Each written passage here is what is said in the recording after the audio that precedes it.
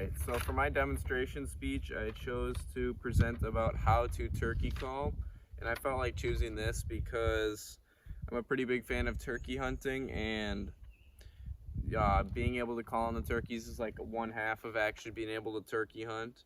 And for other people listening, you really don't need to know this unless you plan on going turkey hunting, and if you don't, it's a useless skill. But if you ever plan on going turkey hunting in the future, this could be useful information.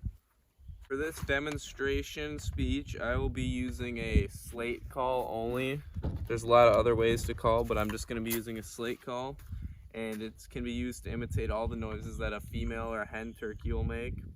And to use the slate, you're going to use the small stick, which is called the striker, and rub it against the actual call to make turkey noises.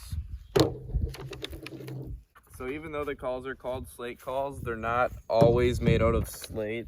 This one that I have here is made out of crystal, but I do have a slate call made out of aluminum, and then I actually have one made out of slate. I like the slate calls compared to other methods of calling because you can make a lot of noises, a wide range of noises, and you can do them at a lot of different volumes. The three main noises that you can make with a slate call are the yelp, the cut, and the purr. Something that's important when you're using a slate call is to make sure the tip of your striker, which was that stick that I showed you earlier, as well as the call, have been prepped. But when you're using your slate call, you're going to want to make sure the surface of the tip of your striker and of your slate call are ready to be used. My favorite way to make sure they're ready to use is with sandpaper. And use the sandpaper to make the surfaces more rough, which in turn means more friction, and that means you can call louder and the call will sound better. When you're actually using the slate call, you're going to want to hold the call in your non-dominant hand, and the striker will be in your dominant hand. After you rough up both the call and the striker, you're pretty much ready to go. When you're calling, you want both your hands to be linked together or touching / making contact the whole time. And when you're calling, you want to create the right kind of friction, so make sure you're holding the striker at a 45-degree angle.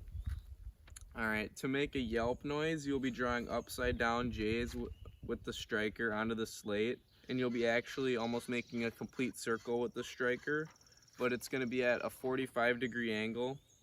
So you won't be making noise except when you're doing the reverse J's.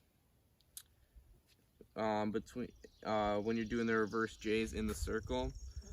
And then by holding the striker at the 45-degree angle and making the circles, the timing between your yelps will also be perfect. So I can go ahead and do a couple here.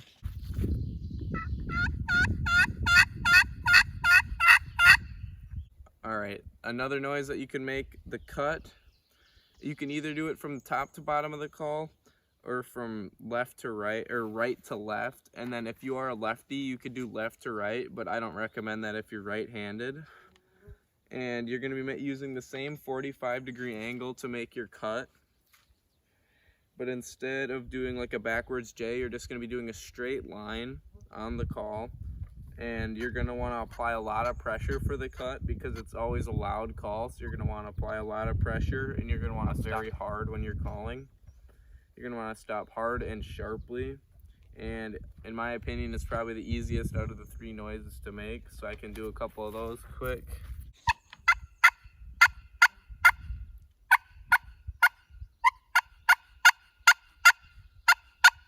And moving on to the last noise that you can make with your slate, and I'd say this is probably the most difficult. It's going to be the purr. To make the purr, you're going to want to start at the top and apply a lot of pressure at the 45-degree angle, just like we did with the other ones. And you're going to want to move on your call. And if you apply the right amount of pressure, the call should kind of skip across. But you got to be using the correct angle and the right amount of pressure. It should almost skip like a rock across the surface of the call and make a bunch of small sounds, and it's almost like a whole bunch of really miniature cuts.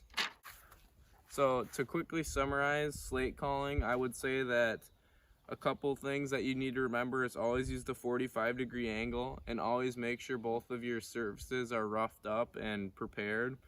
And then once you do those things, it's just going to kind of come naturally, and you're just going to be able to make a lot of different noises with it, and you'll be able to use it when you're hunting after watching this video, hopefully. So